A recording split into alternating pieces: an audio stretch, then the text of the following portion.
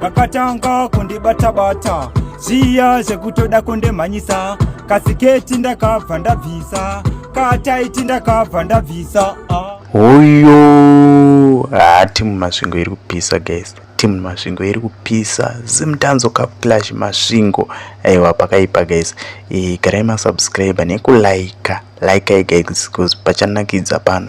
Nyaya dzacho dziri kuenda dzichikora moto, tiri kuenda tichinakirwa pano, saka ndauti kuti muoneka murambe muchinakirwa, muone kusvika mucheto, mundiudza kuti haufa. Mati mune nyaya yenyu? Mune nyaya yangu, chitodze mukoma pulo. Ready when you? Itakuti re. Big up Temmo man, big up Cheapest Promotion, big up DJ Kaweleza.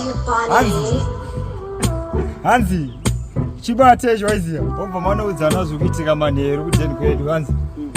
Ndaitoda kukaona masikati, kakanditi unouya naiti, ndakasvika kakadzima laiti, kakapfeka siketi nekataiti, kakatanga kundibata-bata, zviya zvekutoda kundimhanyisa, kasiketi ndakabva ndabvisa, kataiti ndakabva ndabvisa.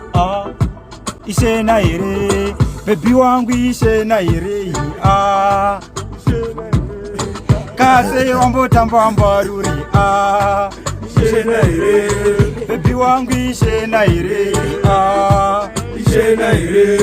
kasi wambotamba mbaruri.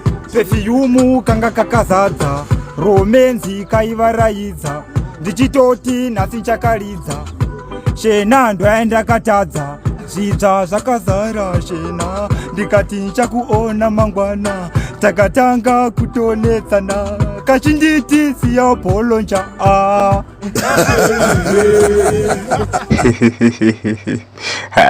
Timu Masvingo rinondifaya guys, murikuona sei mufesi, murikuona sei, tingati agona here, tingati anomira here paCup Clash uyu amanaka. Timu reMasvingo ndinoona kuti vane chipo, but it's like vanhu vaive vasingagoni zveClash. Maonero hangu ini vanhu vaive kuti havagoni chero zvekudhisana zviya imwe yeye. Hamena kuti zvakamira sei, but anyway, thank you so much for watching.